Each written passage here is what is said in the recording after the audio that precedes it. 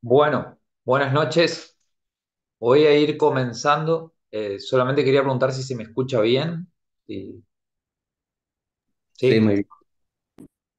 perfecto. Bueno, eh, hoy yo voy a presentar una clase que llamé Raza es significante, porque la idea es como aportar mi visión sobre el tema, sobre el que se viene discutiendo en relación a la inclusión en el PIC de este par raza-racismo, que me parece que se podría agregar así, de hecho, o la posibilidad de incluir discriminación-segregación, era la otra que se proponía.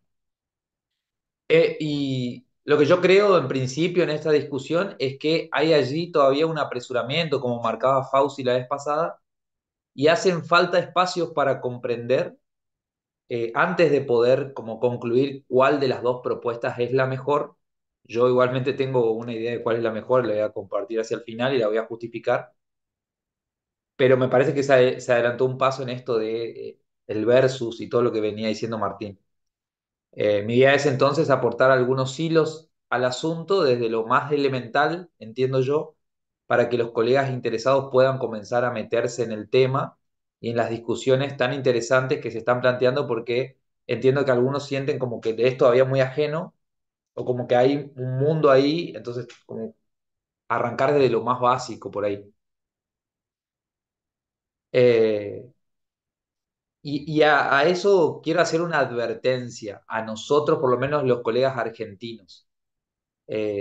Y es que yo me encontré con esto, ¿no? En portugués hay una cantidad enorme de texto de circulación masiva sobre la temática del racismo y la raza, lo cual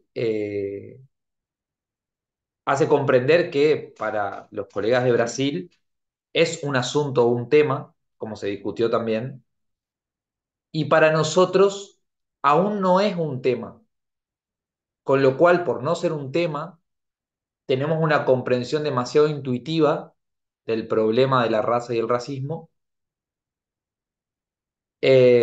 y de las discusiones que se han dado en el campo de las ciencias sociales. Entonces tocamos de oído, opinamos desde muchas generalidades, creemos que no hay racismo en Argentina también, y esto lleva a que las discusiones que se fueron dando en algunos casos sobre todo en las discusiones también en relación a lo que se fue comentando en los mails, caigan en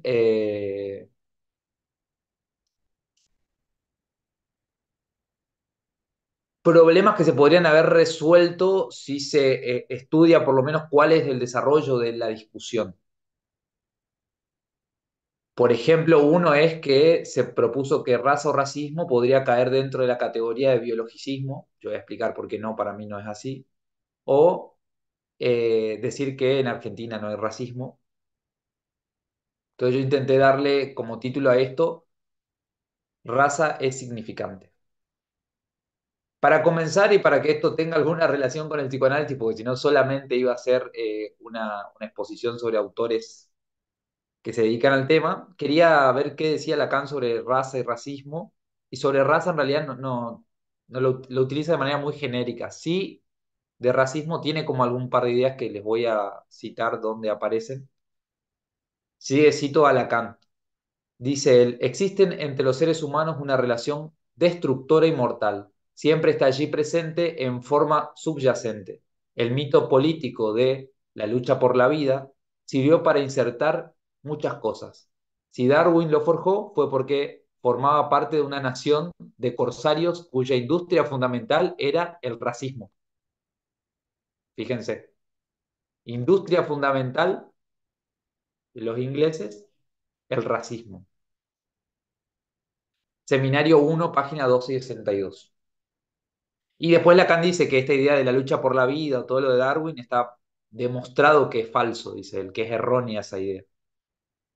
Después ya no habla de racismo hasta el seminario 18, donde dice, curiosamente, cobró la forma de una idealización de la raza, está hablando ahí del nazismo, cobró la forma de una idealización de la raza, a saber, de la cosa menos concernida en esa ocasión. Se puede hallar de dónde proviene este carácter de ficción. pero simplemente hay que decir que no existe ninguna necesidad de esta ideología para que se constituya un racismo. O sea, no hay relación entre la idealización de una raza y el racismo tal como lo presenta el nazismo, con esa biologización que tenía el nazismo. Esto es súper importante para nosotros, lo vamos a ver después. Dice Lacan, basta un plus de gozar que se reconozca como tal. Quien quiera que se interese un poco en lo que puede sobrevenir, hará bien en pensar que todas las formas de racismo, en la medida en que un plus de gozar alcanza para soportarlo, están hoy a la orden del día, son una amenaza para los años futuros. Fíjense que Lacan ya dice que el racismo está al orden del día y es una amenaza para el futuro. Entonces, después cuando discutimos de si no es un tema, si ya no hay racismo. Eso era seminario 18. Seminario 19. Como de todos modos no debo pintarles únicamente el porvenir color de rosa, sepan que lo que crece, que aún no hemos visto hasta sus últimas consecuencias y que arraiga en el cuerpo, en la fraternidad del cuerpo, es el racismo. Nuevamente insiste con que existe, que no vimos todavía su expresión máxima y obviamente que arraiga en el cuerpo el racismo. Y dice Lacan, termina esa cita del seminario 19, dice, no dejarán de escuchar hablar de él. Eh, Como en ese momento Lacan es entrevistado por Miller eh, en un texto que después sale como televisión en otros escritos, Miller le hace una pregunta sobre esto. Cito ahí a televisión, dice, ¿de dónde le viene, por lo demás, la seguridad para profetizar el ascenso del racismo? ¿Y por qué diablos decirlo? Le pregunta Miller. Y dice Lacan, porque no me parece divertido y porque sin embargo es verdad, el ascenso del racismo. En el extravío de nuestro goce, solo el otro lo sitúa, pero es en la medida en que estamos separados de él, de ahí unos fantasmas inéditos cuando no nos mezclábamos. ¿No? La idea esta de que hay razas donde no había...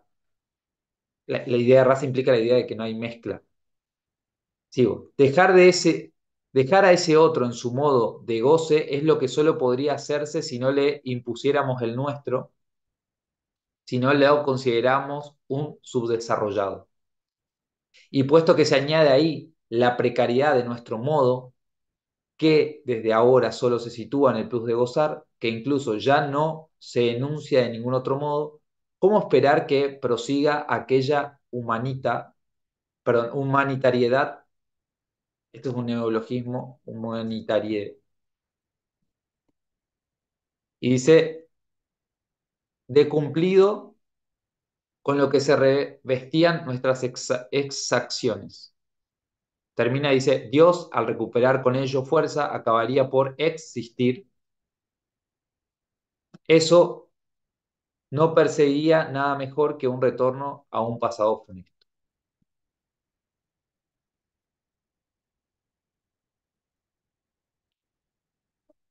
Continúo, eso es a la altura del seminario 19. En el texto atolondradicho, o sea, o así se tradujo, Lacan dice lo siguiente: pues no es con eso como vio en el intento grotesco de fundar con ello un Reich llamado tercero, no es con eso con lo que se constituye ninguna raza, y ese mismo racismo en los hechos tampoco. Una raza no se constituye a partir del Reich, ¿no? Sí. Ella se constituye por el modo en que se transmiten, según el orden de un discurso, los lugares simbólicos. Ya tenemos ahí que la raza es un problema persistente que va en aumento, el racismo, perdón, y que la raza no se constituye a partir de lo biológico, sino a partir del discurso y los lugares que el discurso establece. Aquellos con los que se perpetúa la raza de los amos y no menos de los esclavos. ¿Cuáles son los lugares que establece la raza? Los de los amos y esclavos. También los de los pedantes, a los que le hacen falta para responder, por ellos pederastas, los sabiondos que machacan, agregaría yo, a quienes no pueden faltar los machacados. Prescindiendo pues de toda facilidad del tiempo de certidumbre, de los bárbaros expulsados a partir de los cuales se sitúan los griegos, de la etnografía de los primitivos y del recurso para las estructuras elementales para afirmar lo que sucede con el racismo de los discursos en acción. Fíjense, esto es buenísimo porque Lacan dice, prescindo pues con toda facilidad del tiempo de certidumbre de los bárbaros expulsados a partir de los cuales se sitúan los griegos, segregación, discriminación, segregación. Sí, Lacan, prescindo de eso. Cuando hablo de racismo no estoy hablando de la segregación-exclusión que ya se ve en los griegos y en los bárbaros, dice, de la etnografía de los primitivos y del recurso a las estructuras elementales, para afirmar lo que sucede con el racismo en los discursos en acción. Entonces, fíjense que ya en Lacan quizá hay una respuesta al problema de si discriminación-segregación puede ser un buen término, porque Lacan dice, han existido tipos de segregación y discriminación a lo largo del tiempo, con eso, prescindo de eso para hablar del racismo. El racismo implica otra cosa. Voy a justificar todo esto. Me gustaría más apoyarme en el hecho de que, en cuanto a las razas, lo más seguro que poseemos se debe al horticultor, ¿no? De ahí viene la idea de raza, la idea de organizaciones discretas. Incluso a los animales que viven en nuestra domesticidad, estos efectos de arte y por tanto de discurso. Esas razas de hombre, eso se mantiene con el mismo principio que las de perro y la del caballo, o sea, del orden del discurso. Si hay raza, no viene de una concepción biológica, sino de cierto orden discursivo en el que se establecen, dice Lacan, lugares simbólicos de amos y esclavos. Y en esa relación hay que agregar algo más porque si fuera así de simple, se podría reducir a la segregación-exclusión, porque segregación-exclusión, como planteó Alfredo, han existido a lo largo de la historia millones, pero no todo eso es raza o racismo. Es una discusión importante esta. Eso es en el atolondradicho. Y la última cita es de un texto donde Lacan habla en Bélgica, dice, no tendría sentido, es toda la misma época ahí, el 72, es un tema que empieza en los 70, Lacan le empieza a interesar y que insiste. No tendría sentido no darse cuenta de lo que se constata en torno de sí, que no hay un solo propósito humano que no esté profundamente enraizado en el racismo, enraizado en la raíz. Todos, tal como estamos aquí, somos todos racistas. Todo el mundo además lo sabe, todo el mundo pasa su tiempo haciendo todo para que prácticamente se acabe la raza, pero está totalmente claro que es absolutamente inextirpable el problema del racismo, ¿no? Si hay en alguna parte una pequeña posibilidad, es a nivel de la historia analítica, es la única que llegó a despegar algo como auto, autonomizante.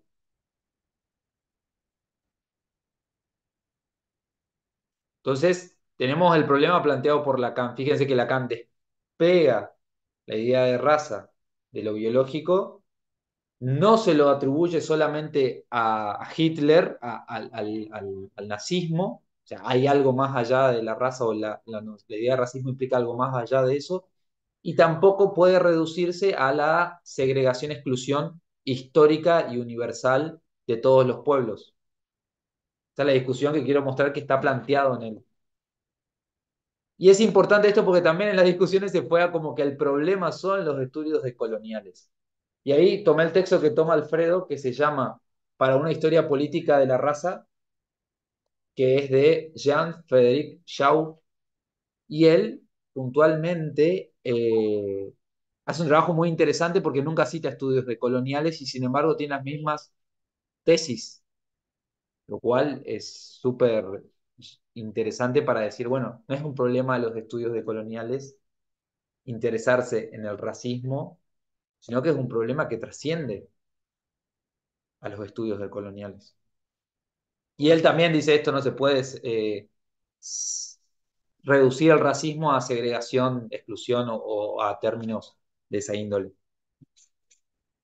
Bueno, avanzo entonces con lo que quería presentar. Bueno, la primera parte le llamé crítica a la idea de raza y para eso, bueno, tomé una idea de raza que me parece que está bien articulada, que está en Levi-Strauss, en un texto que se llama De cerca y de lejos, donde él dice, ¿Qué es el racismo? Una doctrina precisa, una doctrina, dice él, precisa, que se puede resumir en 4 puntos.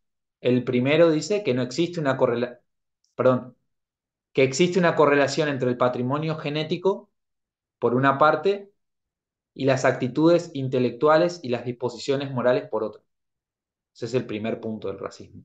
El segundo, este patrimonio del que dependen estas actitudes y estas disposiciones es común a un miembro, a todos los miembros de cierto grupo humano.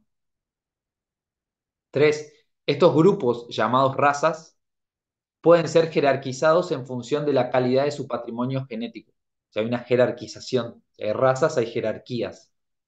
Y cuatro, estas diferencias autorizan a las razas llamadas superiores a mandar, a explotar a las otras y eventualmente a destruirlas. Fíjense que coincide en un punto con Lacan en esto de que es una doctrina, no se trata de una evidencia biológica, es una doctrina, es un discurso donde hay amos y esclavos, porque ahí aparece la idea de raza en términos de jerarquización, y además esto autoriza, esta jerarquía es la que autoriza a las razas superiores supuestas a explotar y destruir incluso a las otras. Esta era la concepción de raza que más o menos estaba bastante difundida en el siglo XIX y principios del siglo XX y que era como avalada científicamente, podríamos decir. Eh, y un primer hito a la discusión de esta postura fue el aporte de Franz Boas en 1912, quien a principios del siglo XX, 1912, ¿no?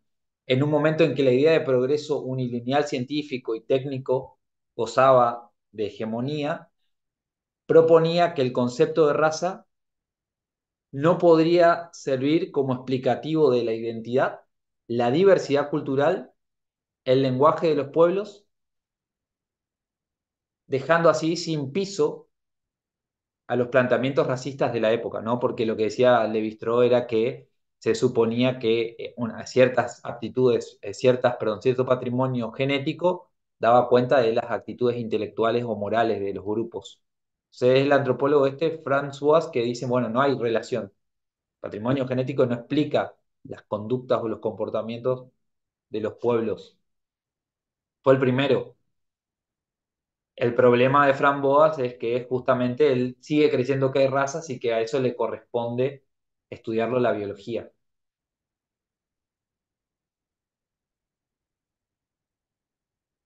Lo que nosotros podríamos decir es que Boas se revela contra lo que nosotros en el PIC llamamos biologicismo. Que esto hay que tener en tener claro qué es el biologicismo. El biologicismo consiste en reducir un campo de fenómenos sociales, culturales, objetivos, históricos, etcétera, a otro campo que es el campo de la biología. O sea, nosotros cuando biologicizamos, reducimos la explicación de fenómenos de un campo cultural, social, subjetivo, etcétera, a otro campo científico que es, por ejemplo, el de la biología. Eso es una forma de reducción. Otra, lo que nosotros hacemos en Apola es, cuando hacemos matematización, por ejemplo, es tomar un modelo de otra disciplina y que sirva para pensar problemas dentro de nuestra disciplina. Eso es otra cosa. La biologización es reducir un campo a otro, que es lo que hacen, por ejemplo, las neurociencias, ¿no? Que intentan explicar por las neuronas fenómenos comportamentales. Ahora bien, bueno, a partir de eso, la antropología disipó unas cuantas ilusiones acerca del carácter supuestamente inmutable de los atributos que definían a los individuos y a los grupos. Fue el primer paso. El segundo paso fue en 1952, cuando Levi-Strauss explica que la biología de su época ya había rechazado el concepto de raza como biológico. ¿Por qué? Porque se había demostrado, dice Levi-Strauss, que no existía una base genética clara para clasificar a los seres en grupos distintos y porque la variación genética no se distribuye en categorías discretas.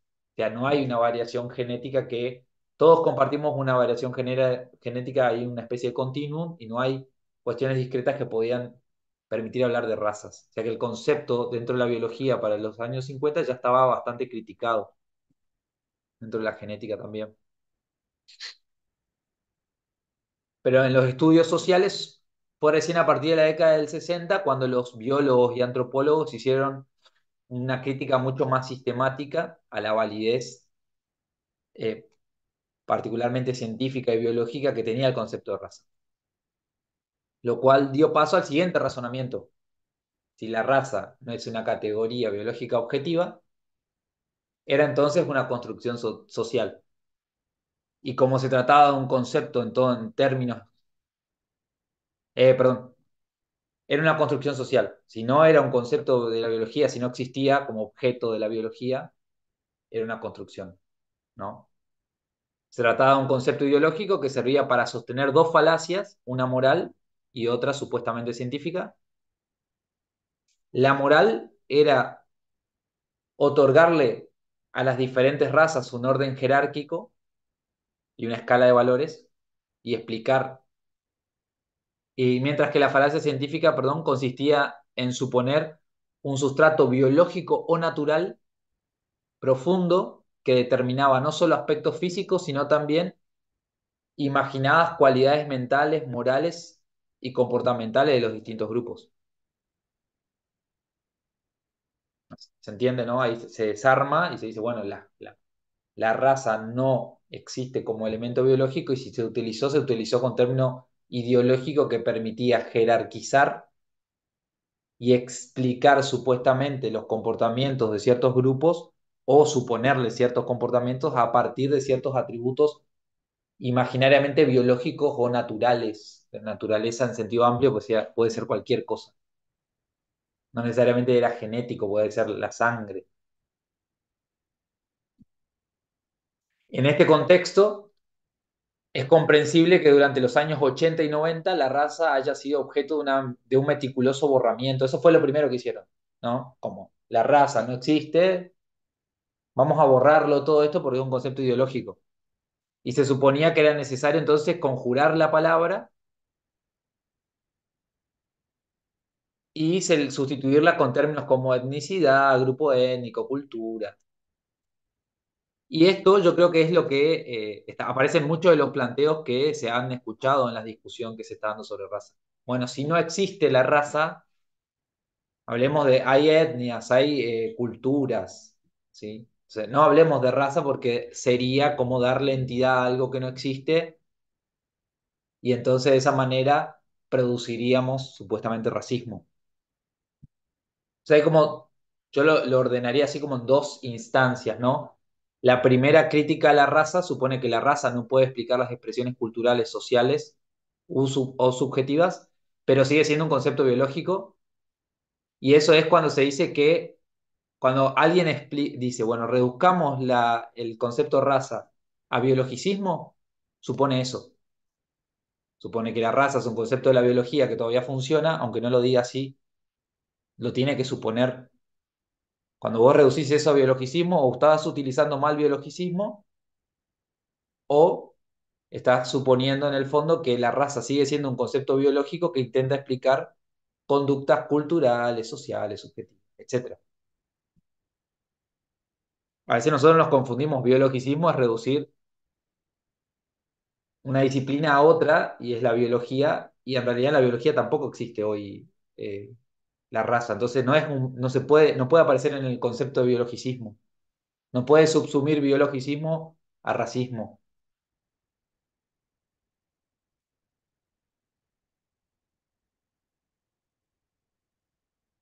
El segundo paso fue entonces, bueno, no puede explicar ni las expresiones culturales y tampoco es un concepto biológico válido. En consecuencia, es un concepto ideológico que debe ser borrado. Entonces, los argumentos en este punto son aquellos que dicen, dado que no existe, hay que borrarlo de nuestro léxico, no hay que darle importancia porque ahí reproduciríamos el racismo, ¿no? Son discusiones que ya se dieron en las disciplinas sociales y que nosotros hay que estudiar el problema, ¿no? Porque Obviamente que uno no tiene que saber todo, porque ¿cómo uno podría saber todo? Pero dado que intenta opinar o aportar una opinión respecto de un problema, conviene estudiarlo. Conviene, sería lo mejor, sería lo más óptimo. Eso es lo que digo. Y uno se daría cuenta de que ciertos argumentos terminan cayendo en discusiones que ya se dieron. Ahora hay un peldaño más, que es el que nos interesa a nosotros y es el por qué se propone racismo como elementos a considerar con un valioso potencial. Y es que hay estudios que no se reducen a los estudios de coloniales, que no se reducen a los estudios de coloniales, que consiste en postular que a pesar de su falta de validez como objeto de la biología, la raza sigue siendo una categoría poderosa que moldea las relaciones sociales, las identidades y las estructuras de poder en todo el mundo. Diferentes estudios entonces apelan a la noción de raza como instrumento de análisis teórico y político, pero para ello hay que decir que las herramientas, perdón, como instrumento teórico y político, ¿se entiende? Es una categoría que no apela a nada supuestamente real.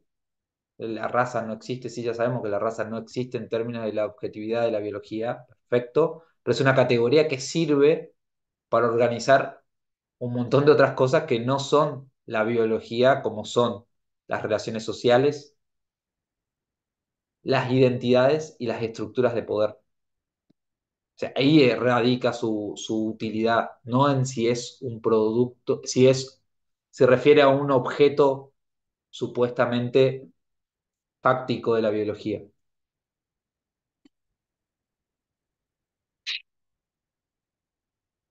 Ahora, para entrar en los estudios coloniales hay que hacer un paso más y es comprender que las herramientas científicas han utilizado durante mucho tiempo para formar las ideologías racistas, conceptos de científicos, pero no necesariamente la idea de raza implica conceptos de las ciencias del siglo XIX, porque ahí nosotros pensamos en la genética, la biología, pero los estudios que voy a comentar ahora ya trabajan con la noción de raza incluso antes del desarrollo de la ciencia moderna, tal como la planteamos nosotros en el siglo XVII.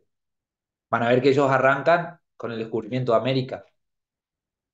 Entonces, hay una discusión en esto, ¿no? De que por más que no se hable de raza allí, o por más que no le esté aplicada una noción de biología tal como la entendemos nosotros, sigue operando una noción de raza. Por eso Lacan decía, el racismo no implica necesariamente una concepción cientificista del siglo XIX del nazismo. Racismo implica cualquier cosa que suponga una especie de fundamento natural que explique comportamientos y que además jerarquice a ciertos grupos humanos. Entonces, fíjense todo lo que nos tenemos que sacar nosotros, argentinos, digo, hablo por mí, para empezar a meternos en el tema. Sacar racismo de toda su concepción cientificista, sacarlo de repensar cuáles fueron las discusiones que se dieron en las ciencias sociales y empezar desde otro lugar a indagar la cuestión. Pues si uno no se quita todo eso, opina desde estos sesgos y obviamente que las discusiones terminan así como choques que no hay confluencia. Bueno, les leo una cita de Balibar. Él dice, la idea de que raza tendría una significación biológica, entre comillas, dice él, es una mistificación histórica. El término raza, en su uso moderno, discriminatorio, adquirió su función y su valor antes de toda elaboración biológica y puede conservarlo más allá de esta elaboración. No hace falta que asociemos raza a biología, por,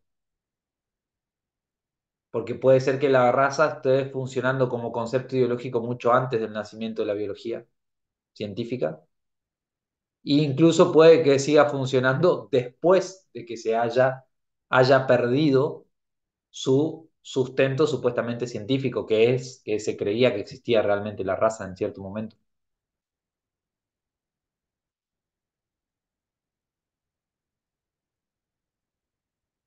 Ahora, planteado ese panorama, avanzo con los estudios que retoman la noción de raza para pensar ciertas problemáticas. Muchos estudios contemporáneos coinciden respecto a que la noción de raza, uno, es un constructo histórico que desborda los contornos del racismo científico del siglo XIX. O sea, no necesitas el nacimiento de la biología para hablar de raza. Y dos, que raza se encuentra asociada a la diferenciación y a la jerarquización de la fuerza de trabajo y a la inferiorización de poblaciones propia de la emergencia y la consolidación del sistema mundo capitalista. Entonces, los estudios trabajan que la idea de raza prescinde, la noción de raza tal como la estudian, prescinde de la biología científica moderna y además está asociada en íntima relación con el capitalismo. Esto lo dicen Williams, que no es de Colonial, Fiedels, que no es un autor de Colonial, Quijano, que sí es un autor de Colonial, Wellstein, que sí se podía considerar un autor de Colonial. Fíjense que ni siquiera es un problema de los estudios de coloniales, porque también entre las discusiones de esto, bueno, los estudios de coloniales tienen no sé qué, ni siquiera es una cuestión de los estudios de coloniales. Bueno, después voy a pasar todos los textos, pues son varios y me quería detener en eso. Bueno, entonces, estos autores le quitan a la raza sus filiaciones decimonónicas y la conecta con el surgimiento del capitalismo. ¿Pero qué capitalismo? Particularmente con el que se inicia con la conquista de América en 1492. Nosotros estamos replanteando todo esto porque nosotros hablamos de que el PIC está en íntima relación con la modernidad. Y estos autores corren la modernidad mucho antes del siglo XVII, la corren hasta el siglo XV, la conquista de América, puesto el descubrimiento de América, inician para ellos el capitalismo. Bueno, cuando hablamos de raza, racismo, pensamos en una noción o un concepto ideológico que se asocia al surgimiento originario del capitalismo con la conquista de América, la organización social resultante y sus efectos actuales. Estas líneas, por eso a veces hay discusiones, ¿vieron? También porque se corren los puntos que a veces consideramos, todos diríamos, la modernidad nace en el siglo XVII con la ciencia moderna. Sí, eso es un diagnóstico de Lacan tomado de Coiré, pero estos estudios lo corren antes porque ponen quizá el acento en lo económico.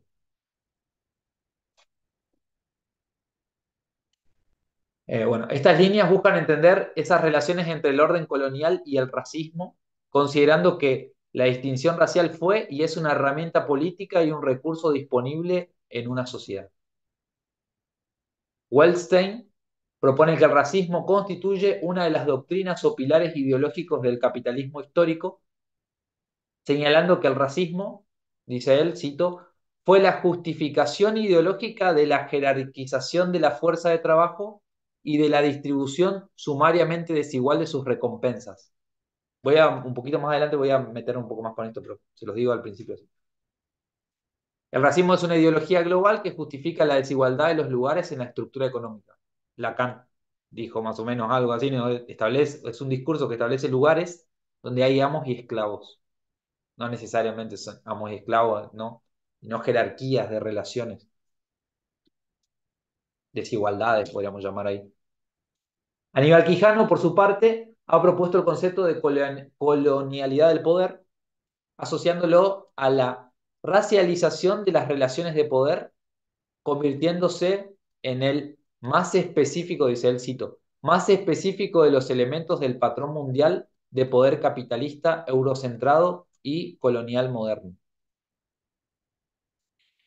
En este sentido, considera que esta racialización se extendió desde América a una clasificación de las poblaciones de todo el mundo, cito, no identidades, en identidades, perdón, raciales y dividida entre los dominantes superiores europeos y los dominados inferiores no europeos.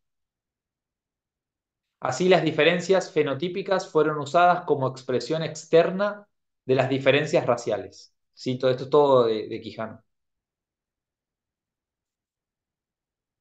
De esta manera, aunque no se encontrara explícitamente la palabra raza en esos momentos, o sea, en el inicio de la modernidad para estos autores, que es con la conquista de América en 1492, que no exista la idea de raza tal como nosotros la entendemos biológicamente,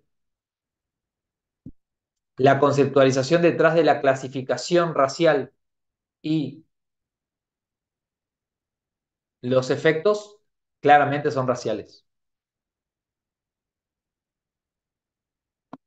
Voy con Quijano ahora. Vengo con tiempo. Voy con Quijano.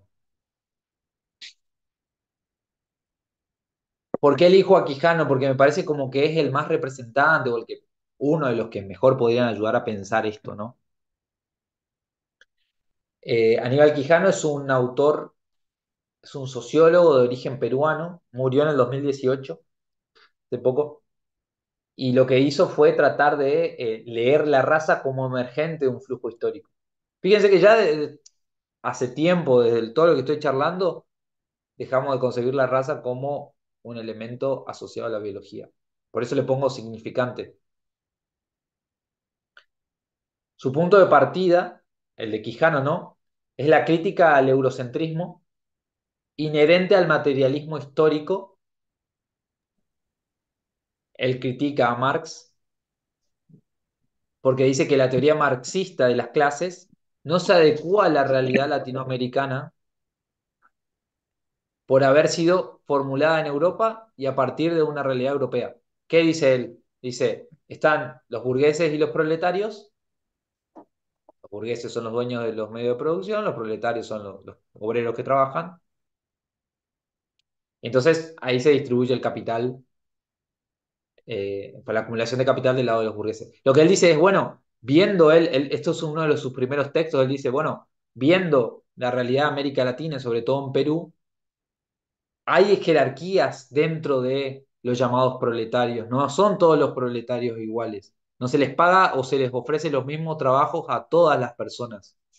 Y ahí entra, que él ve, es que los pueblos, o podemos decir, las personas que de alguna manera tienen relación con los pueblos originarios, se les paga menos o se les ofrecen los trabajos de menor categoría. Entonces ahí se mete una noción racial en un problema económico, que para el racismo, perdón, para el marxismo es inexistente. Esa teoría de clases, dice él, conduce a una ceguera sobre la raza como uno de los elementos más determinantes de la clasificación y jerarquización social en América Latina. Entonces dice que esta teoría de las clases resulta ineficaz para hablar del continente latinoamericano. En su momento, ¿no? Él avanza un poco más en un artículo llamado, que es uno de los primeros y los más importantes, Colonialidad del Poder y Clasificación Social.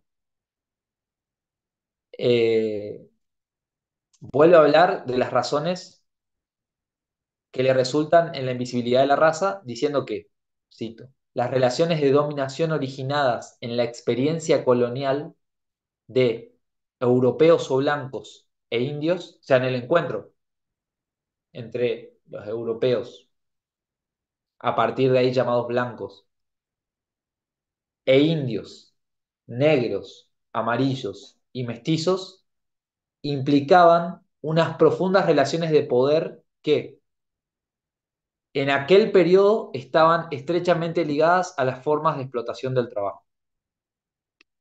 ¿Qué dice Quijano? Que la producción de aquellas nuevas identidades, en este encuentro, ¿no? La expansión de Europa,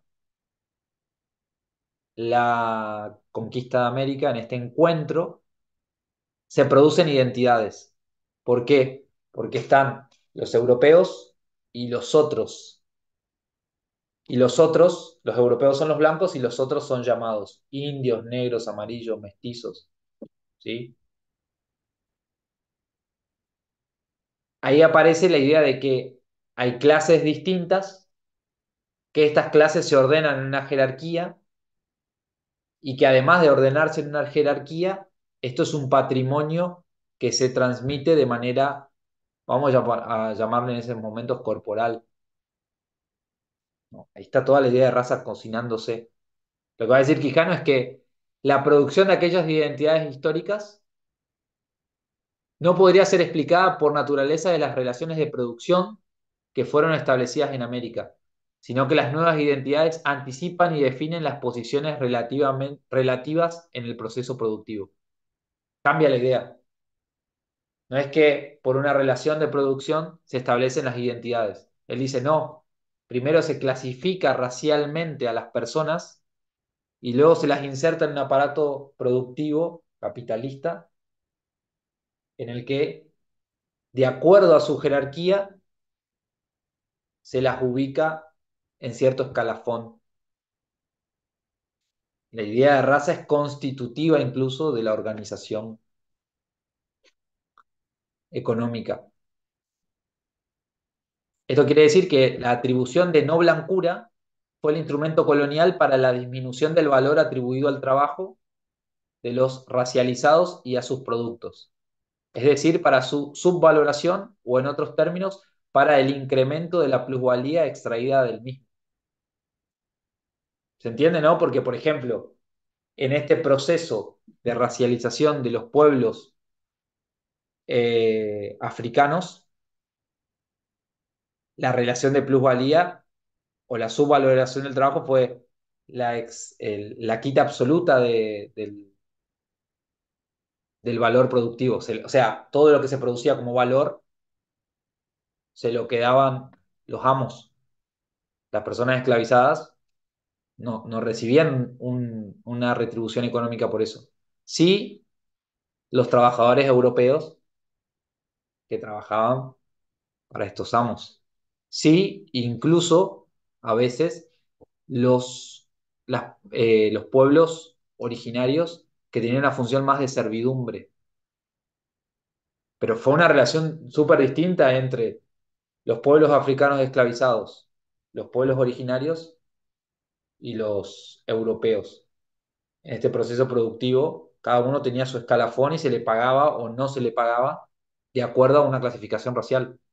Y eso determinó lo que explicaba la vez pasada Fauci, la acumulación de capital en ciertos grupos y la falta de capital en otros, que se expresa hoy en cierta pobreza estructural de ciertos grupos. Estructural se refiere a que es o sistémica de ciertos grupos, podríamos decir.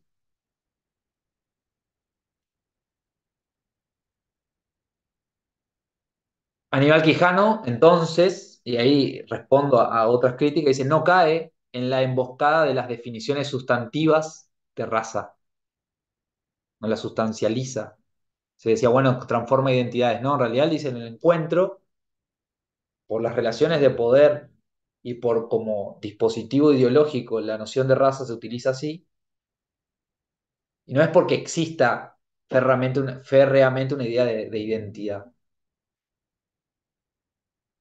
Eh, entonces, Quijano no cae en las sustantividades de la raza en términos de biología, cultura, sociedad, como si cada una de esas cosas te diera como una especie de eh, identidad, sino en una especie particular de clase que emerge en el sistema clasificatorio impuesto por las mallas del poder y su óptica a partir de la experiencia colonial.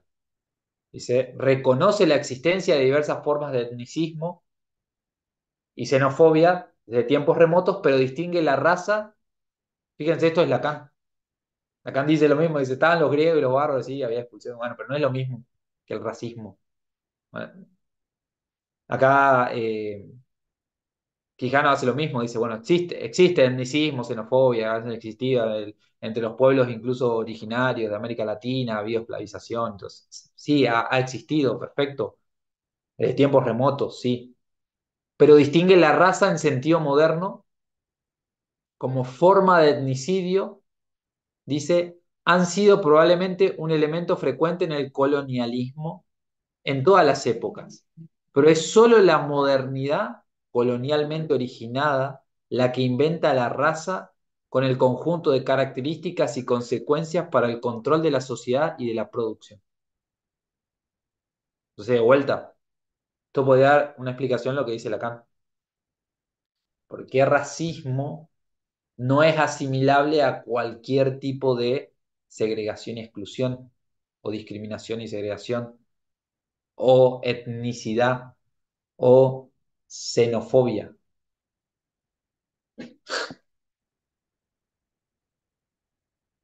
Ahora bien,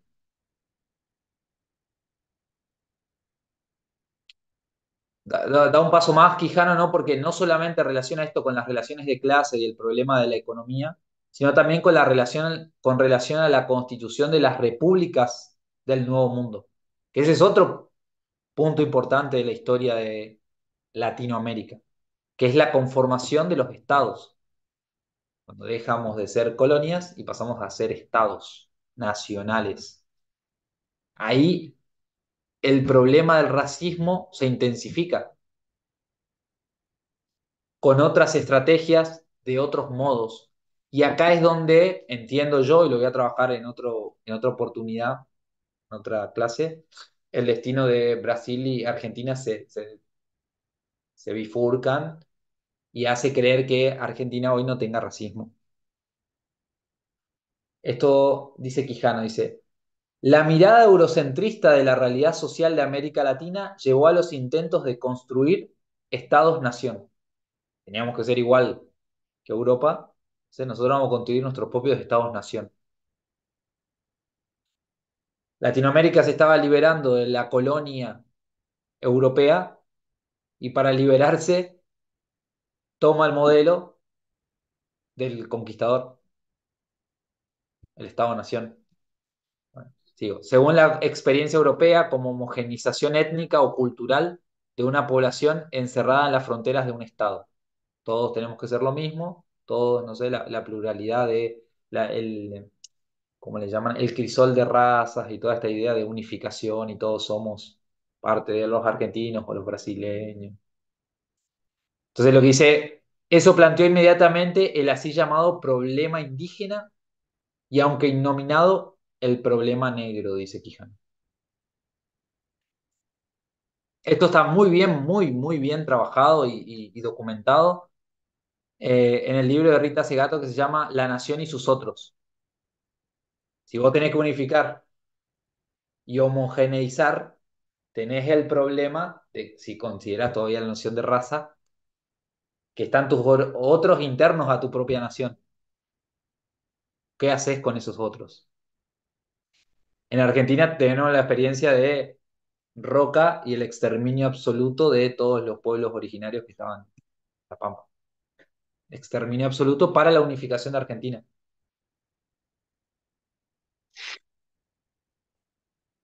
Hay otros procesos de blanqueamiento también, que son menos violentos, pero siguen implicando la desaparición y la borradura de ciertas tradiciones o ciertas filiaciones históricas. Bueno, cito de Rita Segato, ella dice, con las nociones de formaciones nacionales de alteridad, son las que llama ella, formaciones nacionales de alteridad, o sea, cada nación empieza a ubicar cuáles son sus otros, y alteridades históricas, localizadas en oposición a las identidades políticas que se globalizan. lo resumo acá porque es importante, es, aparece la imagen del argentino y todo aquel que no encuadre con la imagen del argentino es el otro, por más que viva en la nación. Por ejemplo, en Argentina, y esto se repite y no sé por qué, y se insiste, es, siempre se dicen que los pueblos, por ejemplo, nosotros tenemos relación muy directa en Jujuy, Tucumán, con Bolivia, y entonces por presentar las características de los pueblos originarios o de los pueblos bolivianos, no se los reconoce como argentinos. El argentino se supone que tiene las características de un europeo. Eso será en Buenos Aires. Todos los otros pueblos tienen todo un montón de otras características. Y esto hace que se planteen los problemas raciales en esos lugares como en Misiones, en Jujuy, en un montón de otras provincias, como también Neuquén, se había hablado con una compañera. Ahí sí se plantean todos esos problemas raciales, pero como no se da en el centro de Buenos Aires, donde toda la inmigración europea fue ahí, o no sea tan patente en los consultorios de los psicoanalistas, no existe la raza, ni la racialización. Y ese es un problema de óptica, no un problema de realidades, de si existen o no existen. Avanzo, muy bien con el tiempo. Dice, Quijano atribuye una fecha de nacimiento a las razas conocidas, por un lado, la invención del indio y del negro como los otros genéricos objetos de la dominación, y por otro, la invención del blanco europeo genérico y dominador. Amos y esclavos, dice Lacan.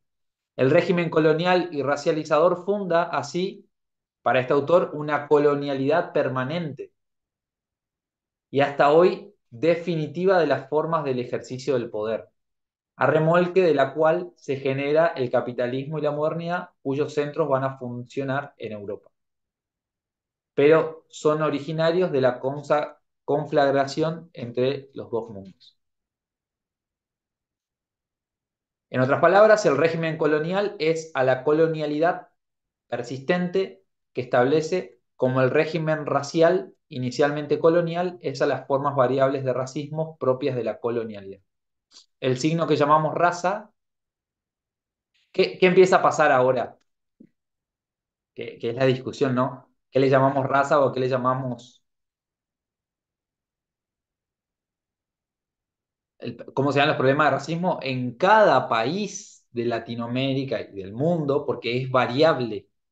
Por eso hay que llamar la raza es un significante, porque lo que implica una raza va a depender de la historia de ese Estado-nación y aquello que se considere como signo de raza. Esto lo van a trabajar estos autores, sobre todo Segato. El signo que llamamos raza, en su inmensa variabilidad y en la diversidad, en la variedad de sus códigos de lectura, tiene, de acuerdo a lo dicho, este valor de indicio de posición. Esta posición es remitida a un paisaje y este paisaje en que el sujeto arraiga presenta un locus en la historia, lugar de poder o sujeción de ancestrales derrotas o victorias. Lo pongo en contexto. O después lo explico bien, después lo explico bien. Pero, por ejemplo, no es lo mismo el racismo tal como se presenta en Estados Unidos que tal como se presenta eh, por su historia, que tal como se presenta en Brasil. No es lo mismo el racismo tal como se presenta en Estados Unidos, donde hubo una historia de segregación absoluta, donde no había relación entre los blancos y los negros, que Brasil, donde se instauró una política de supuesta mezcla. Pero esto no significa que haya desaparecido el racismo porque aparecen otros índices, en el pelo, en la forma de la nariz, en un montón de cosas que se toman como índice para decir negro. Y a partir de eso, jerarquizar una relación de poder. Al final voy a cerrar con esto en Argentina, que me parece lo más importante. Pero estos autores están planteando todas esas cuestiones. Raza no es si vos sos afrodescendiente o no, sino que expreses algún rasgo que en tu contexto se considere no blanco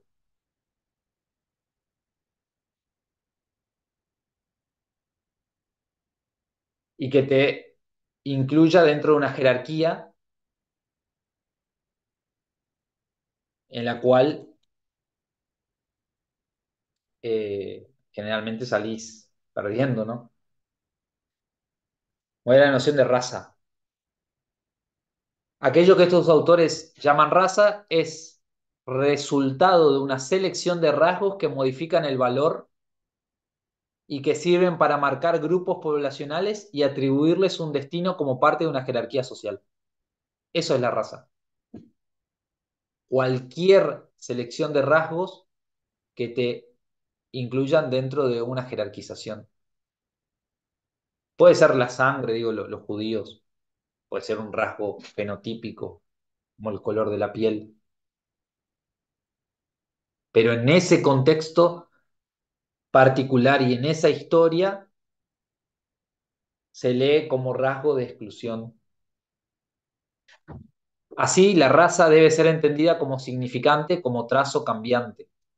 Por lo tanto, se trata de entender cuáles son los significantes que se seleccionan en cada contexto para la definición de la no europeidad, de lo no blanco o la no blancura. Vean que ahí las identidades están constituidas por oposición significante, no por identidades consagradas en una historia sanguínea, genética, ni nada de eso. En el sentido estricto del no poder, ¿no? No blanco no posee poder. En una relación precisa de significante-significado. Es la única forma de mantener la raza abierta a la historia y retirarla de los nativismos fundamentales, esencialistas y antihistóricos.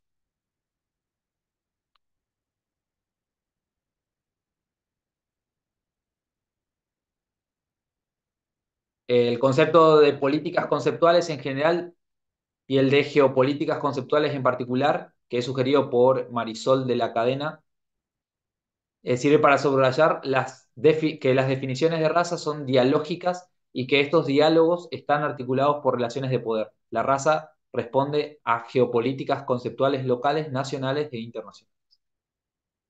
Lo que hoy se percibe como no blancura es siempre resultado de la identificación de un trazo, un significante, que la lectura contemporánea de los cuerpos vincula a los pueblos vencidos, aunque más no sea por habitar el mismo paisaje de su otrora derrota bélica en el proceso de conquista. Entonces no se habla de la misma manera de raza en Francia, en Alemania, en Estados Unidos, en Brasil o en Argentina. Tenemos que pensar. Entonces la idea es, claro, si nosotros pensamos que la raza es tal como se da en Estados Unidos o en Brasil y el racismo adquiere esas características, obviamente que no existen en Argentina. Si tienes una noción mucho más amplia de racismo y de raza, quizás empieces a ver un fenómeno que existe de manera sistémica.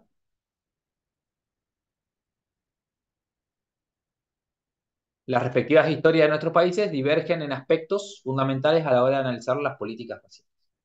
Bueno, esto obliga a dar un paso más allá de la biología del siglo XIX y entender que lo que se invoca como biológico o naturaleza es un referente menos estable y variado de lo que a primera vista suele parecer. Es un artificio cultural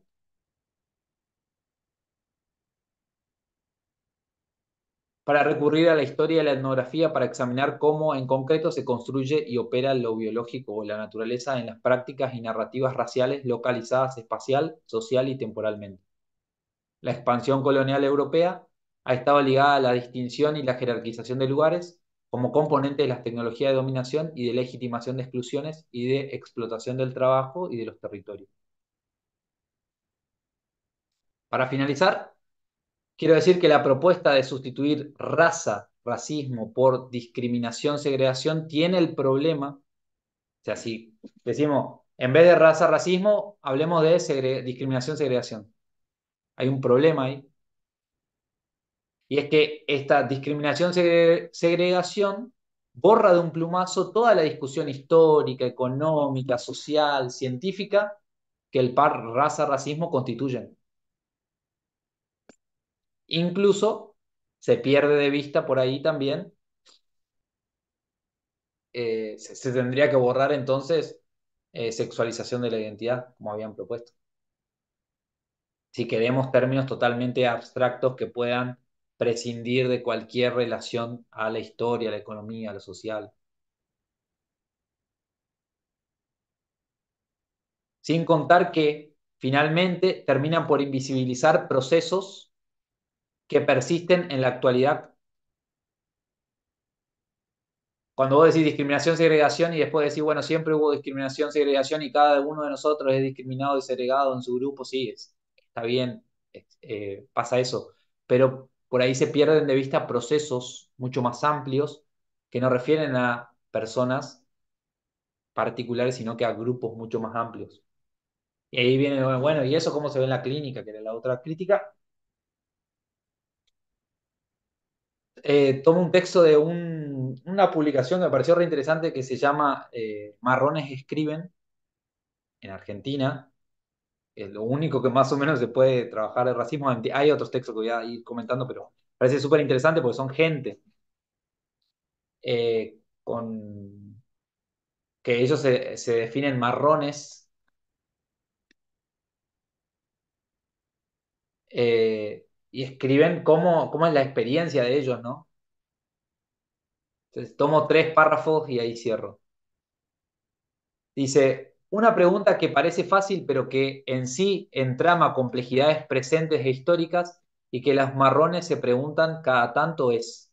Los marrones se preguntan cada tanto, o sea, hay un grupo de personas que ahora se llaman marrones porque le pudieron poner un nombre a eso, que experimentan un tipo de sufrimiento particular respecto a ciertos contextos sociales. No sé si eso no es lo que propone que hay que hacer el PIC, establecer sufrimientos de época que se nos presentarán después en el consultorio. Dice, ¿por qué, ¿por qué los marrones no pisan los museos y si los pisan? ¿Son solo visitantes u objetivados? ¿Es un visitante más o el marrón, que es el que no representa la blancura, no es mirado con cierto recelo cuando entra a un museo como si ese no fuera su lugar natural? Los museos nacionales son instituciones, por lo general, públicas de acceso libre y gratuito. Sin embargo, los sectores populares y racializados no ingresan en igualdad de condiciones. En este sentido, la cuestión del acceso se vuelve central para entender por qué los marrones indígenas no llegan a ser parte del público, que, que frecuentan museos. Tampoco son los curadores de muestras ni los artistas principales de las exposiciones. Estas puertas de cristal son parte del mecanismo que hace funcionar el racismo estructural, institucional e interpersonal. Son parte constitutiva de las prácticas de exclusión sedimentadas en las instituciones públicas y privadas. A su vez, las barreras racistas estructurales se complementan con barreras microrracistas, formas cotidianas y mecanismos de exclusión sutiles hacia sectores marrones e indígenas racializados.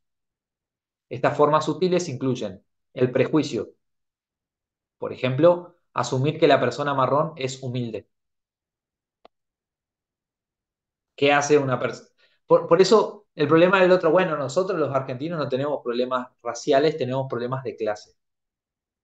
Porque se supone que clase y raza se excluyen.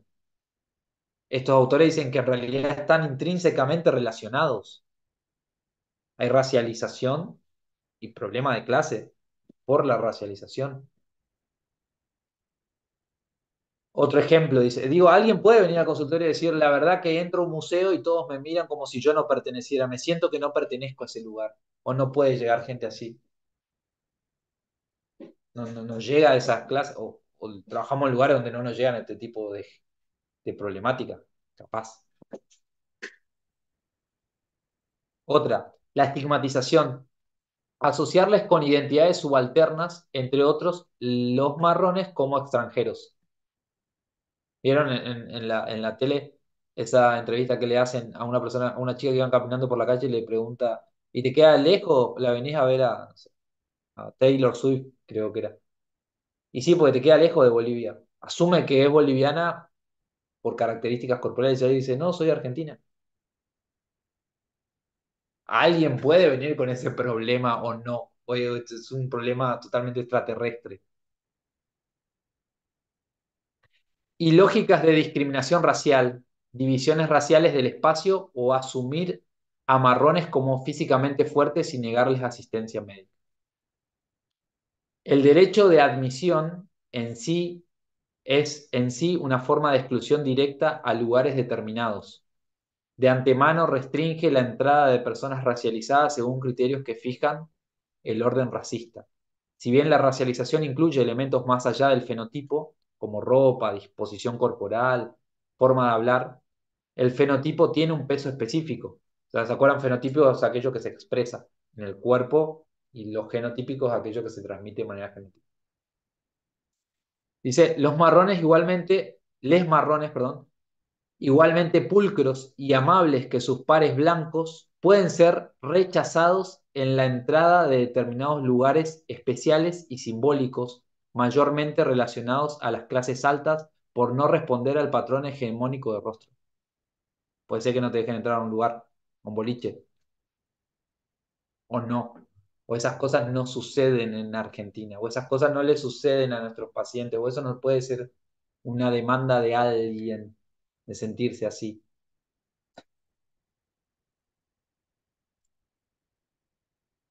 Yo creo que nadie podría negar, lo escribo yo para cerrar nomás, yo creo que nadie podría negar que todo esto efectivamente ocurre y si se demuestra ser tan sistémico, tan recurrente, tan insistente, ¿por qué no considerarlo un sufrimiento o malestar de producto de la organización racial que da origen a la modernidad?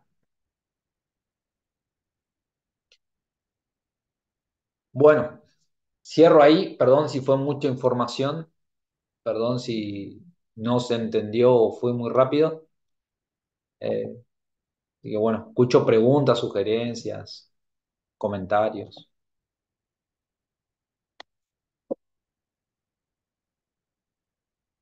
Compartir experiencias de pacientes que le hayan llegado o situaciones que se dan en sus pueblos, porque también sucede, ¿no es? Si no, nos estamos inventando una historia de...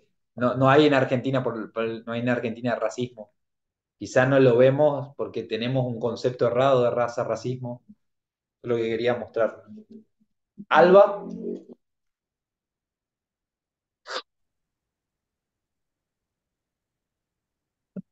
Hola Leandro, buenas noches. buenas noches. Muchísimas gracias por la presentación, realmente excelente. Eh, Prácticamente tocaste varios puntos de lo que estuvimos discutiendo ayer aquí en Brasil, me parece bien interesante. Em, y hay una cosa que justamente en la discusión de ayer surgió, que tiene que ver con esto que tú colocas al final. Bueno, ¿y cómo se escucha eso? Eso aparece, ¿no? Y, y justo ayer, ¿no? Pensábamos en cómo, por ejemplo, el psicoanálisis se ocupó durante bastante tiempo de las consecuencias, ¿no? Del sufrimiento psíquico que produjo el Holocausto. Y cómo ese trabajo que el psicoanálisis como campo que se ocupa del sufrimiento, se ocupó de eso en función del trabajo del testimonio. Entonces, cuando hablas tú del libro este, de los marrones, me vino otra vez a la cabeza, porque justamente ayer una de las psicoanalistas que trabaja el tema, Isildinha Nogueira, y los otros textos que hemos leído, de otros autores, utilizan mucho ese recurso, me parece muy interesante, porque si bien, es lo que yo decía en aquella oportunidad, si bien hay cosas que no escuchamos porque no nos hemos habilitado a escucharlas, ahora tu presentación, tu trabajo, ese esfuerzo es lo que nos habilita a escuchar cosas que quizás no estábamos escuchando, ¿no? Y cómo eso que se escucha también se escucha en función de lo que nos permitimos leer ahora, o el tono de esos textos, y ese tono testimonial que me parece realmente muy, muy rico, muy interesante, ¿no? Porque nos saca un poco de una especie de nebulosa en la que podemos estar pensando nuestro campo, que es un campo que tiene que ver con el cotidiano de los seres humanos. ¿Cómo aparece el sufrimiento que provoca el hecho de que yo me esfuerzo, por ejemplo, por ser blanco? ¿Cómo se dice eso en un análisis? Entonces, claro, cuando venías conversando, dice, bueno, si relación, nunca debe haber asimetría. Las relaciones siempre son disimétricas. Las relaciones disimétricas provocan un malestar. Sí, perfecto, mundialmente. Ahora, no se trata de eso. Se trata justamente de que en función de una serie de elementos, ¿no? Que tú denominas sistémicos, me parece muy interesante que se coloque ese término sistémico, aparecen en el sufrimiento, en lo que se dice, ¿no? Quizás de una forma no muy clara, ¿no? Porque la persona puede llegar, puede no llegar diciendo algo sobre sentirse excluido por negro, sino también sentirse, quiero ser amado y en función de eso hago un montón de cosas porque me quiero emblanquecer, porque solamente emblanqueciéndome es que yo voy a poder alcanzar eso que sería un beneficio, un estatus, etcétera. Entonces, realmente, mira, te agradezco un montón lo que trajiste hoy, muy, muy interesante, muy, muy, muy bien articulado. Y quería lanzar esa cuestión del testimonio que me quedó resonando desde ayer. ¿Vale?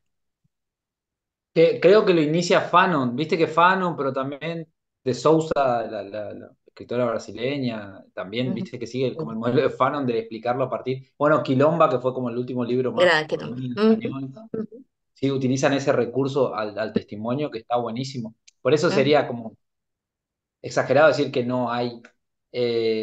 Lo que yo pensaba en relación a esto, que la crítica que se hace a que, bueno, ¿cómo lo vamos a incluir?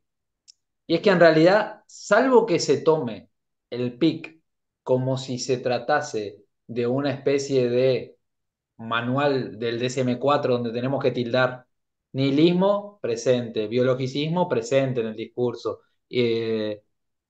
todas esas cosas de ese estilo, no funciona así. O sea, trata de establecer grandes, ¿no? Configuraciones de sufrimientos que no siempre aparecen en los casos. Puede ser un caso que no presente la cuestión del nihilismo, no sea un problema para alguien la cuestión de la falta de valores o de ideales hacia dónde eh, dirigirse, o que reduzca toda su subjetividad a la biología, o que reduzca toda su subjetividad al individuo. No se presentan así los casos en la clínica. No sé por qué, si hay casos en los cuales aparecería el problema de el racismo y habría casos donde no, eso sería excluyente. Bueno, hay casos donde la gente no, entonces sería excluyente.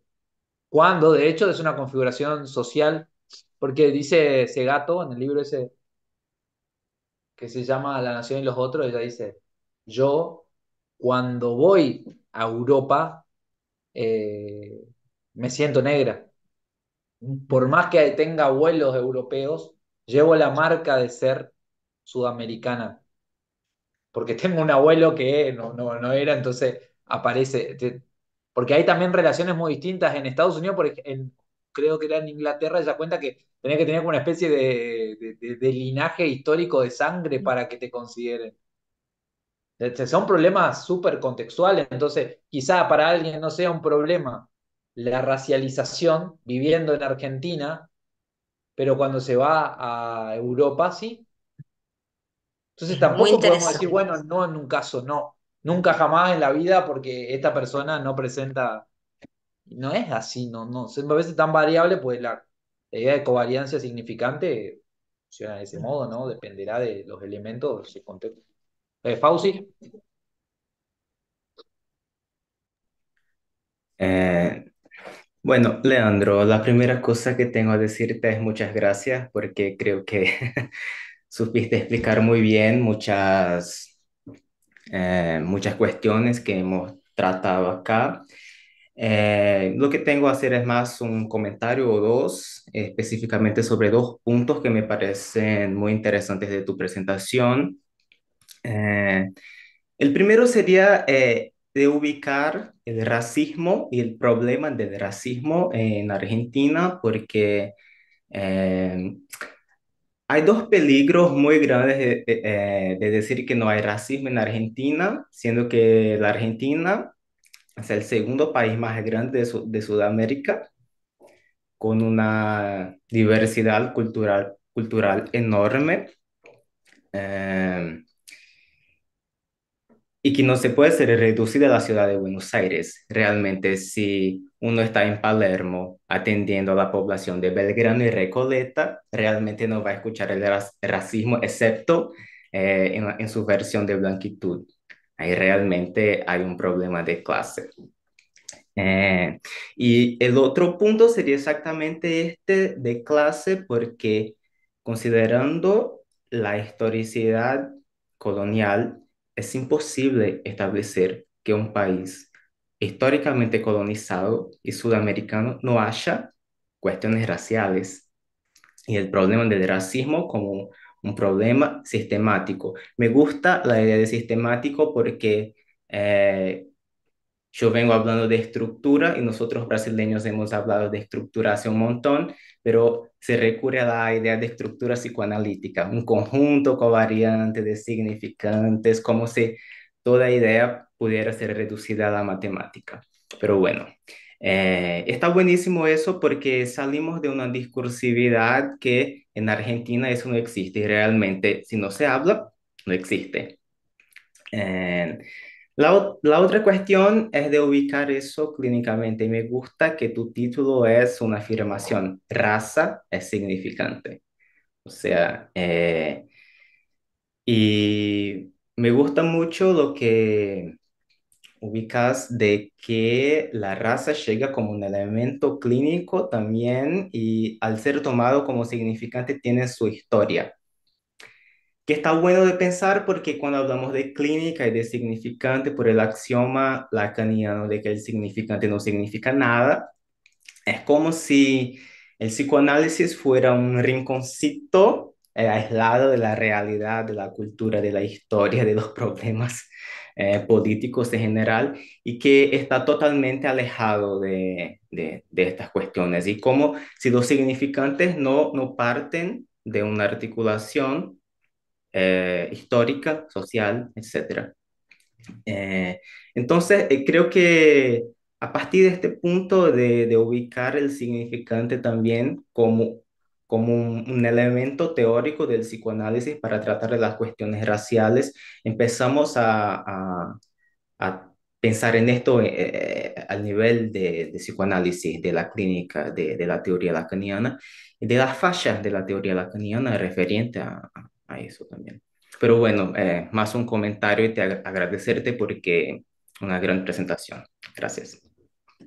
no, gracias a vos, Fauci. También me resulta muy interesante y me parece genial que haya pasado que el tema no fue aceptado y generó discusiones y la gente se sintió habilitada a hablar, porque ahí vos empezás a pensar, porque para mí era muy evidente y muy claro que era un tema súper importante, pero en las discusiones me empezás a decir, bueno, pero ¿cómo argumento en contra de? ¿Cómo argumento en contra de esta otra cosa que dice? Entonces sirve para tratar de desarrollar argumentos e ideas de repensarnos también, ¿no?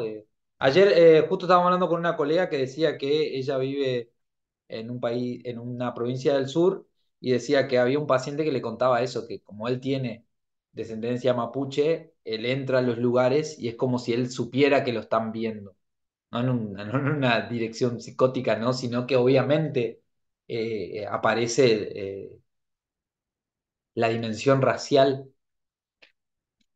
Obvio, Sí, imagínense aquellos que vienen después de que tienen rasgos fenotípicos que vienen de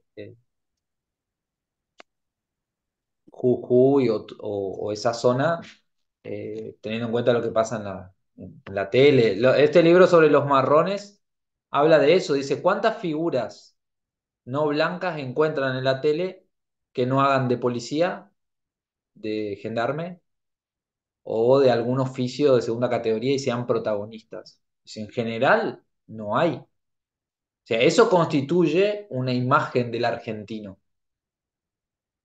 Y bueno, y las realidades son súper distintas de acuerdo a cada provincia, de hecho, en las relaciones con los otros, con las provincias que son limítrofes, las historias.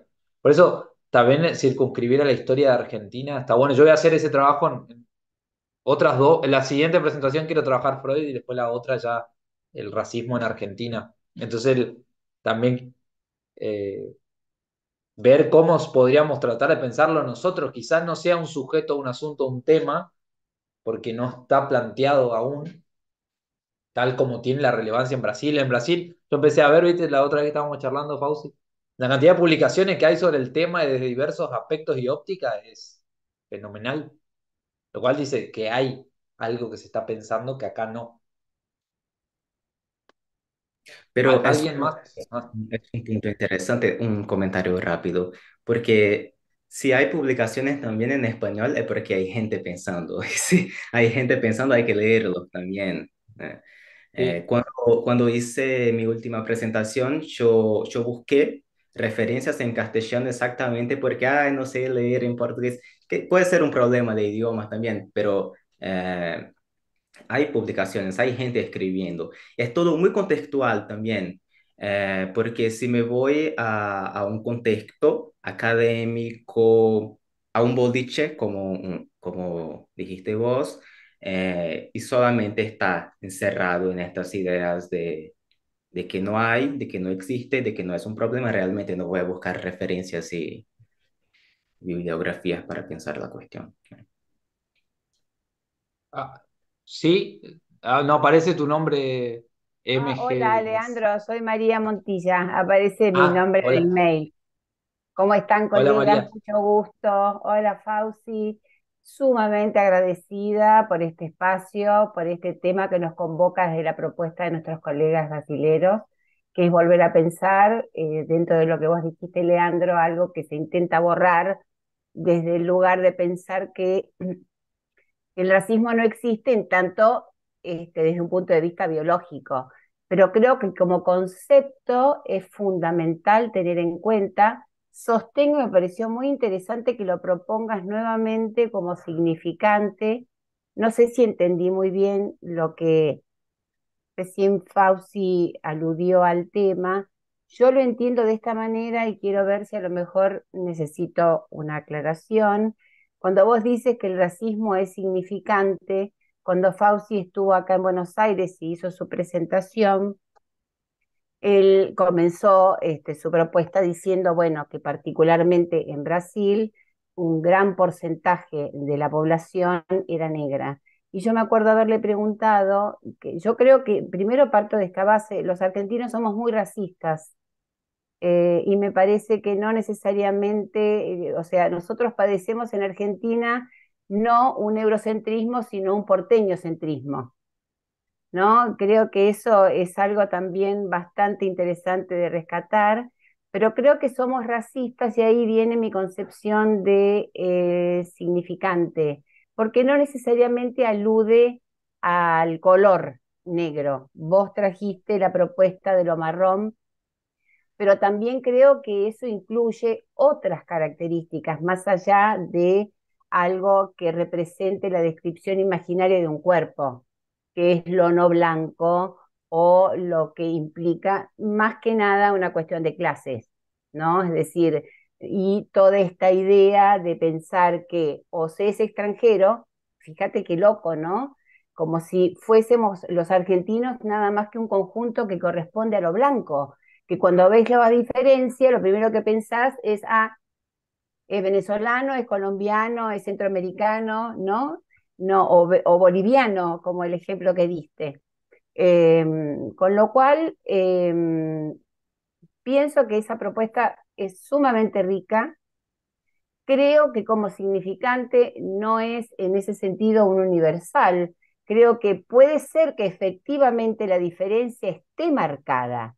Y me parece sumamente importante y válida la propuesta de nuestros colegas de Brasil de pensar que por ahí realmente el problema del racismo y nombrarlo como tal dentro de una comunidad que lo padece de una determinada manera diferente a otra comunidad sea algo que todavía tengamos que debatir. El racismo en nuestro país existe, vuelvo a insistir, no en relación por ahí a lo que sería una población negra, si bien casi toda nuestra población negra fue enviada a la guerra con el Paraguay y ahí se terminó de liquidar, ¿no? Pero sí lo podemos ver acá eh, acá particularmente en Buenos Aires, digo, nosotros hemos tenido grandes movimientos migratorios en la última década, entre ellos los chicos senegaleses, que nunca fueron integrados a nuestra comunidad. En cambio, otras culturas y otras corrientes migratorias que durante años han formado a mi país no han sufrido las mismas condiciones. O sea que creo que efectivamente, si bien para nosotros tiene una connotación no tan relacionada a la población negra, pero sí hay algo de eso, porque bueno, particularmente esa fue una mirada que yo tuve desde siempre en relación a muchos otros espacios en los que se vio este fenómeno de la segregación, ¿no? Respecto a esta corriente migratoria. Así es que, bueno, sumamente agradecida a ustedes, un gran abrazo y creo que es un tema para seguir pensando. Ahí hago una aclaración.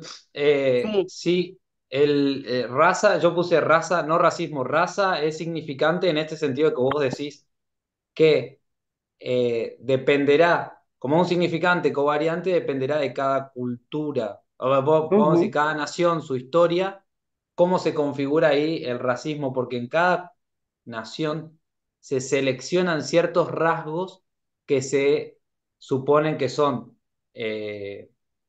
un patrimonio, ¿sí? claro, Natural o genético que explica ciertas conductas o que determina ciertas conductas, que ese patrimonio es común a cierto grupo y que ese patrimonio además establece jerarquías, esto en relación a la definición de Levi-Strauss, y además autoriza a amos y esclavos, como dice Lacan, a la dominación o la explotación, incluso el exterminio. Y ese patrimonio y todo eso puede ser la sangre en la historia claro. nazi, pero acá quizá pueda ser lo no blanco y en otros lugares sea de otros tipos de características, como vos decís. Y además eso se entrama muy particularmente en la historia de América Latina con un problema de clases. Claro. Sí, me parece que está bueno todo lo que dijiste. Sí, me parece que iba en la línea de lo que vos comentaste, iba todo en la línea de lo que yo había dicho, sí. O sea, comprendiste el Perdón, que estuvo, bueno, se transmite bien. agrego una cosita más que me hiciste pensar con lo que dijiste, que más allá de eso es cierto que hay ciertas épocas en las que se construye un imaginario que, por ejemplo, en relación a algo que había propuesto Fauci en su presentación, algo así como el yo y el no yo, o algo que es eso no soy yo, que es ese estereotipo que, por ejemplo, ocurre acá a nivel por ejemplo, el representativo de lo que es lo peligroso, que acá en Buenos Aires es lo que se llamaba el rolinga, el pibito con la gorrita, ¿no? Algo de lo cual hay que tener cuidado, ¿no? Digamos, si vos vas por la calle a cierta hora de la noche y se acerca una persona con ciertas características, eso ya está estigmatizado, ¿no? Como algo peligroso. Generalmente suele ser el pobre, el que vive en situación de indigencia, el que vive en la calle, o recuerdo de principios del siglo, cuando las primeras corrientes migratorias, el petiso orejudo, ¿no? Como que ciertos rasgos de la fisonomía son estigmatizadas y estereotipadas como eso diferente que puede causar temor, rechazo, bueno. Eso nada más, chicos. Muchas gracias. ¿Alguien más? ¿Algo?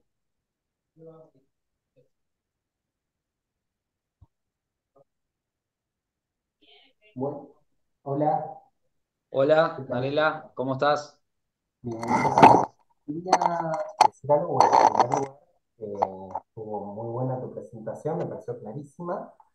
Me quedo pensando en algo que es cómo articular género, raza y clase, porque yo lo pienso en relación a mi clínica. Tengo unas cuantas personas que se atienden conmigo que son racializadas, pobres, disidencias sexogenéricas, maricas, travestis y migrantes, además, que por ahí están en Argentina, pero vienen de otros países, de Latinoamérica. Y bueno, si raza es significante, ¿cómo la pensamos en un sujeto? O sea, en un doble bucle.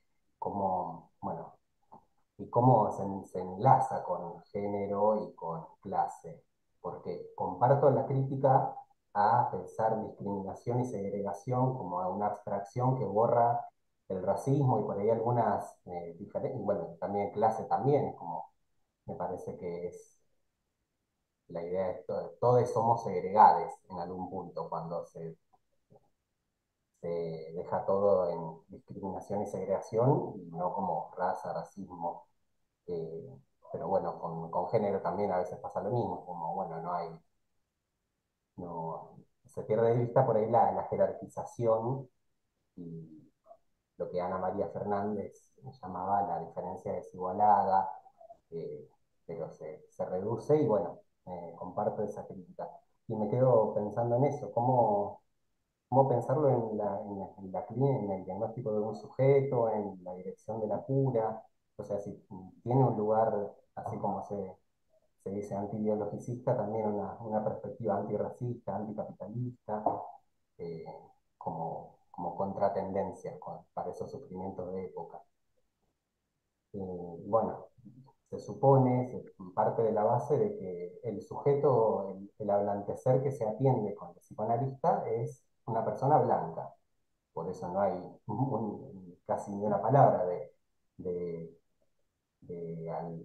los autores por ahí más conocidos en torno a, bueno, los malestares por ahí de ser migrante, una persona racializada, de vivir en un país colonial, y además de ser pobre, y además por ahí ser una disidencia. Y bueno, en eso, no tengo algo muy elaborado, pero me pareció muy estimulante la presentación. Gracias. Yo no tengo una respuesta, está buenísima la pregunta. Sí. Eh, lo que sí que me parece súper interesante es cómo a veces el psicoanalismo, así como decía Castells, intenta borrar todo, porque ¿qué pasa? No puede ser una respuesta de nosotros, bueno, todos somos segregados, entonces bueno, no pasa nada, otra gente también son segregados. Y además, tampoco podemos desmentir que exista esa relación social o ese tipo de, eh, no sé si relación social sería la palabra, como dispositivo social de exclusión. No le podemos decir, no, está en tu cabeza, no, en realidad, que no te miran, vos te haces la cabeza. Pues no, ni siquiera podría planteárselo así, porque es obvio que eso participa de las relaciones sociales. Ahí aparece la pregunta entre el psicoanálisis y la relación con lo social. O lo borramos todo, decimos todo es significante, todo tiene una relación covariante y hay que vaciarlo de cualquier contexto social. O empezamos a pensar lo que vos decís, estrategias de intervención particulares en estos casos, que todavía no las encuentro, no sé, pero me parece súper interesante por lo menos plantear, aceptar que es un problema, que es un paso. Aceptar que no esto que vos decís, como vos decís, me parece genial esto, no decir, bueno, todos somos segregados. Es anular el problema. Es decir, bueno, no lo charlemos, no es un tema importante, todos somos segregados. Seguramente a vos se te hizo que te miraban, no te miraban, a otra cosa mariposa, que es plantearlo, tratar de desarmarlo y empezar como a ver cuánto de eso podemos cuánto se nos permite intervenir y cuánto hay cosas que no podríamos hacer, como transformar la, la sociedad en antirracista, que siempre un problema. Yo lo encuentro mucho porque yo trabajo en un hospital público y todo el tiempo encuentro todo el problema de la psicosis, pero asociada a la pobreza o cualquier patología eh, propuesta por los psiquiatras en términos de biología, sin consideración de la dimensión de sufrimiento de eso. Entonces ellos patologizan y hacen lo mismo que los psicoanalistas, o sea, generan una estructura que excluye las dimensiones, las otras dimensiones. Nosotros con la idea de sufrimiento, en cierto sentido despatologizamos, pero tenemos que pensar las dimensiones sociales de eso, si no, como que no sé hacia dónde iría el trabajo en esos casos, si no se consideran esas dimensiones. No puedo trabajar con alguien, eh, pónganle un delirio persecutorio, si esa persona no tiene para comer mañana. Si no va a tener para venir para pagar el pasaje colectivo mañana y acercarse al hospital. Tan más complejo. La clínica es más complejo que lo que a veces se intenta transmitir, ¿no? O otra pregunta, aportación.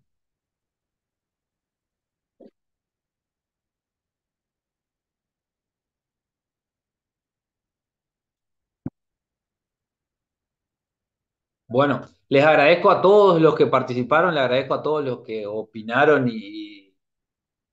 y hablaron. La verdad que gracias porque en general eh, por ahí yo creo que todavía se siente como un tema muy extranjero todavía a algunos colegas la cuestión, entonces como que le cuesta un poco seguir el tema. Eh, y está bueno que podamos discutirlo y podamos incorporar todas estas temáticas. Me parece que es súper enriquecedor. Así que bueno, gracias y nos vemos la próxima. Las dos, creo que voy a hacer dos presentaciones más, así que los invito también. Gracias, Gracias, Samuel. Leandro. Muchísimas Excelente. gracias. Muchas gracias. Sígala, Obrigada. que está bueno. Chao, chao.